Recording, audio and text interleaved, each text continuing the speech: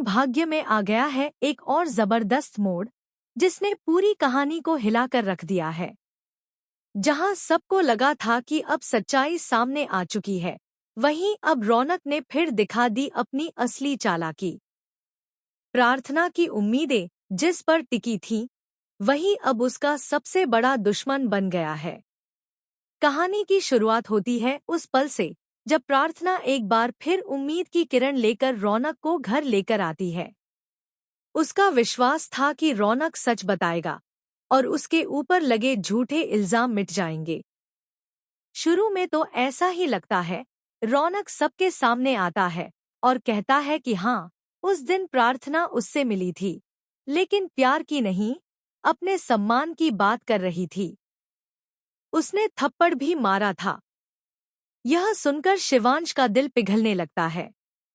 वो भावुक हो जाता है और प्रार्थना को गले से लगा लेता है। लेकिन तभी एक कड़क आवाज आती है, सोनालिका की। वो दोनों को अलग करते हुए कहती है, तुमने रौनक का सच तो सुन लिया, अब मेरा सच सुनो। और सामने रख देती है एक ऑडियो रिकॉर्डिंग, जो जैसे हर चीज को उलटकर रख देती है। रिकॉर्डिंग में आवाज आती है पायल की, जो रौनक से पूछ रही होती है, तुम और प्रार्थना तो प्यार करते हो ना? फिर झूठ क्यों बोल रहे हो? रौनक जवाब देता है, मुझे करना पड़ेगा। प्रार्थना की इसका सवाल है। पूरा कमरा सन्न रह जाता है। प्रार्थना को कुछ समझ नहीं आता कि ये क्या हो रहा है।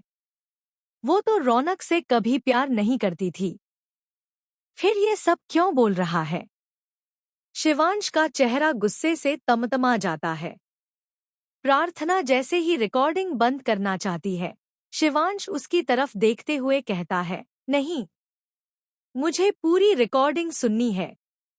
अब प्रार्थना की आंखों में आंसू हैं और दिल में सिर्फ एक बात, खुद को निर्दोष साबित करना। लेकिन सब कुछ उसके खिलाफ जा रहा है।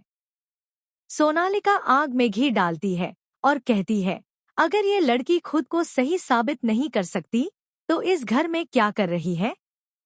निकल क्यों नहीं जाती? बुआ जी की चुप्पी, बाकी घरवालों की नजरें, सब कुछ जैसे प्रार्थना की आत्मा को चीरता जा रहा है। शिवांश बिना कुछ बोले अपने कमरे में चला जाता है। लेकिन प्रार्थना हार मानने वालों में से नहीं।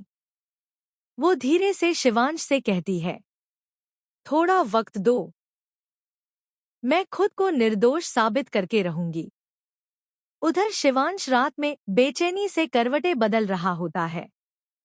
तभी सोनालिका उसके पास आती है और कहती है, मैं हमेशा तुम्हारे साथ हूँ, क्योंकि मैं तुमसे प्यार करती हूँ और तुम भी मुझसे। शिवांश कुछ नहीं कहता, लेकिन उसकी आंखें साफ बयां करती हैं कि उसका दिल अब भी प्रार्थना के लिए धड़कता है। पर इतने सारे झूठ, आधे सच और बनाए गए सबूतों के बीच वो अब उलझ चुका है। प्रार्थना पर भरोसा करे या फिर उस पर जो सामने दिख रहा है? अब सवाल यह है, क्या प्रार्थना अपने ऊपर लगे झूठे दाग को मिटा पाएगी? क्या रौनक का सच कभी सबके सामने आएगा? या फिर प्रार्थना को हमेशा के लिए इस घर और शिवांश को छोड़ना पड़ेगा? आपको क्या लगता है? क्या शिवांश और प्रार्थना मिलकर सच्चाई तक पहुंचेंगे? अपनी राय हमें नीचे कमेंट में जरूर बताएं। और ऐसी ही अपडेट्स के लिए हमारे चैनल को सब्सक्राइब करना न भूलें।